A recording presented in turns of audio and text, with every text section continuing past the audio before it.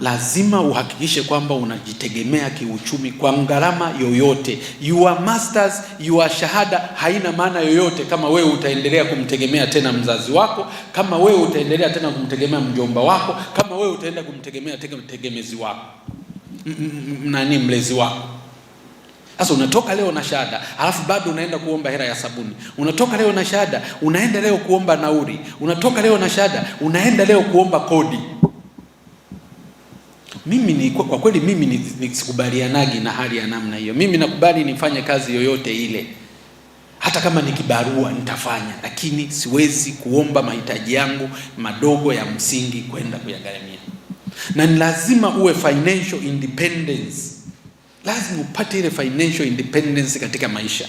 Pamoja na yote, fanya yote unayojua, lakini mwisho wa siku lazima uhakikishe kwamba kuna uhakika wa fedha unayoipata ya kolani maisha yako. Lazima uhakikishe hiyo. Na hii lazima sasa, hii ya kupewa, kuna siku utapewa, kuna siku utanyimwa. Aidha na mzazi wako, au na mchumba wako, au na mme wako, au na yoyote unayemtegemea kukupa. Kuna wakati atakupa, kuna wakati hatakupa, kuna wakati hata kuwepo na yeye mwenyewe anayekupa. Halafu then maisha yako yatakuwaje? Kwa hiyo ni lazima uhakikishe kwamba una create biashara, business yako ambayo utahakikisha kwamba inakuingizia fedha kwa namna yoyote. Kwa mfano, vijana ambao wako hapa mnafanya kazi hapa, mwingine anatoka Bukoba, mwingine anatoka wapi, mwingine anatoka wapi, huko hapa kwenye jiji la Dar es Salaam hapa. Unaweza kufanya chochote kile cha kukuingizia fedha, hata kwa kutumia watu walioko nyumbani. Mimi bana huko Bariadi huko, hebu mimi niwe nanunua mahindi huko mahindi sasa hivi yanauzwa shilingi 50,000. Hapa Dar es Salaam yakifika tu tunauza laki. Kwa hiyo nikiagiza magunia 10 yakija hapa tayari na laki. Napata faida ya shilingi 50,000, maana yake tayari na laki 5 faida. Unafanya biashara hata kama iwe ya kuuza chips, yani vyovyote vile, lakini mwisho wa siku utatengeneza hiyo financial independence ya kujitegemea. Faida ya maisha ni wewe uweze kujitegemea, lakini pili uweze kuwahudumia wale wanaohitaji msaada kutoka kwako.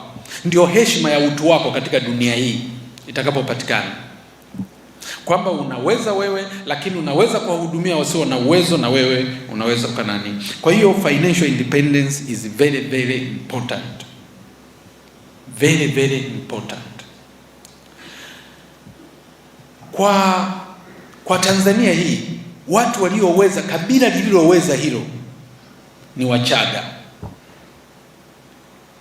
au mkoa wa Kilimanjaro. Wananchi wa mkoa wa Kilimanjaro wanajua kuwaweka vijana wao katika mkakati wa kutokukubali kabisa kukaa bure.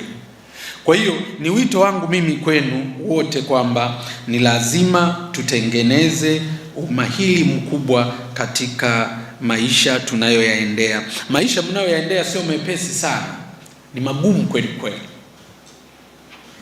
Sana, changamoto ni nyingi mno, kwa sababu at the age hapa, nyinyi mliofikia hapa mmeshafikia age ya maturity, kwamba lazima uoe, lazima uolewe, lazima uwe na familia. Lazima katika age mlio nayo lazima uoe, lazima uwe na familia, na kadri unavyoingia kwenye hayo majukumu, mambo ndio yanazidi kuwa complicated.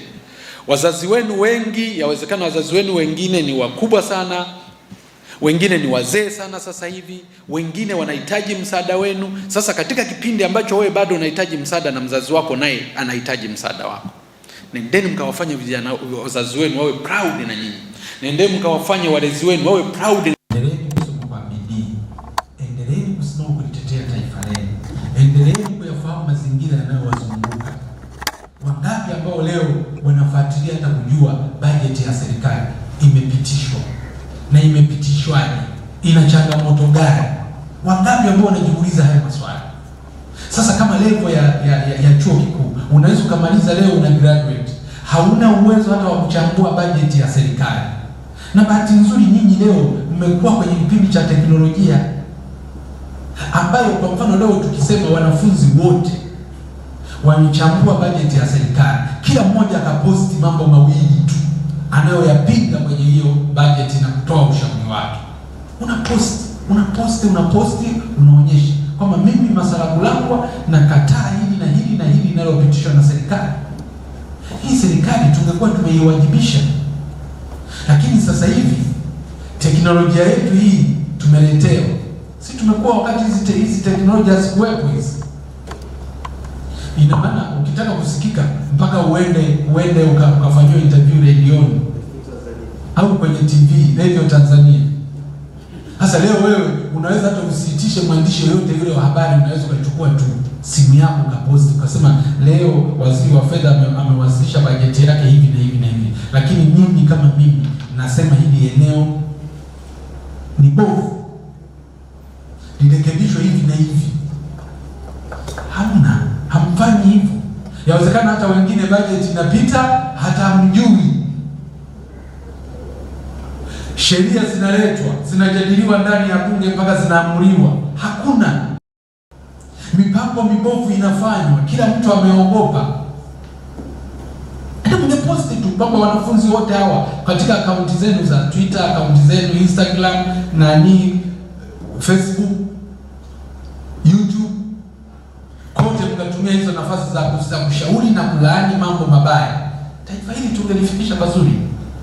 Leo hii ukienda kuangalia nyimbo za kina Diamond. Diamond aliposti wimbo wake leo. Kesho watu milioni 2, milioni 3, milioni 4. Ukienda kwenye maigizo siku 2-3 na milioni ya watu. Ukienda kwenye uchambuzi wa mswada wa sheria ya nchi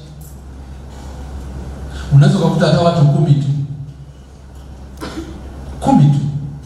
Sasa hayo mageuzi mnayoyataka mtayapata wapi?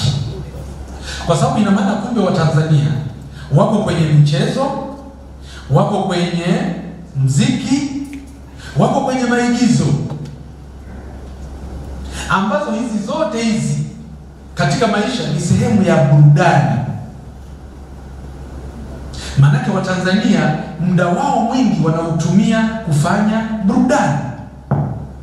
Sasa kama leo sisi tunayakataa haya tunayofanywa na serikali hii, tunayaonyesha wapi kwamba tunayakataa?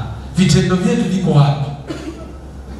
Mimi nasoma kama haya hotuba ya waziri wa fedha aliyowasilisha ya budget. Sasa kama imesomwa na watu wasiozidi 10,000, maanake wa Tanzania 95% wote hawajui kinachoendelea kwenye nchi yao. Wasomi kwa wasosoma, maanake hata graduate wenyewe wa university na wenyewe wako kwenye makundi hayo, wako kwenye maigizo, wako kwenye muziki, wako kwenye na michezo, ambao kwa ujumla hili eneo lote ni burudani. Sasa kama ni burudani, kama mko kwenye sherehe namna hiyo, kwa nini watu wasifanye wanavyotaka? Yote iwe mikataba ya kuagiza bidhaa kutoka nje kuleta nchini, wageni. Iwe wanaoagiza mbolea na kutuletea hapa nchini, wageni. Kila kitu tunaagiza nje, hata kwa vitu ambavyo tunaweza kuvitengeneza sisi. Viwanda vilivyoko ndani ya nchi vinahujumiwa kila leo. Mnaanzisha kiwanda leo, kiwanda cha sukari leo, vijana wameajiriwa hapa wa Kitanzania wengi, inaruhusiwa sukari ya kutoka nje ya nchi na kuja kuua viwanda. Mnaanzisha kilimo cha alizeti ili vijana wafungue hata miradi midogo, viwanda vidogo vya mafuta, yanaruhusiwa mafuta ya kutoka nje yanaingia nchini ya bei ndogo, yanaua kilimo. Hivyo unaenda kwenye kilimo, 70% ya Watanzania wako huko kimeuao. Kwenye mifugo hivyo, kwenye uvuvi hivyo. Kwa hiyo tunayo serikali ambayo haina uwezo kwa namna yoyote ile ya kuhakikisha kwamba vijana wa Tanzania wanaweza kusimama, wanaweza kujitegemea. Na huu ni ukosefu tu wa sera na uzalendo kwenye taifa. Unaweza ukabadilisha kabisa sura ya nchi kwa maamuzi tu ya kuweza kufanya na mambo yote yakabadilika mara moja.